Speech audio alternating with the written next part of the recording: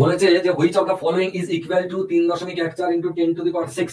3.14 3.14 into 10⁶ এইটা নিচের কোনটার সঙ্গে সমান? আমরা কি জানি 3.14 ইন্টু 10⁶ মানে একের পরে কটা শূন্য, 10⁶ মানে একের পরে কটা শূন্য। এটা নিয়ে যদি কারো কোনো মতবিরোধ থাকে কিচ্ছু নয়, আপনারা শুধু এরকম ভাববেন 10-এর স্কোয়ার মানে কত হয় 100, তারপর হচ্ছে 10-এর কিউব মানে কত হয় 1000।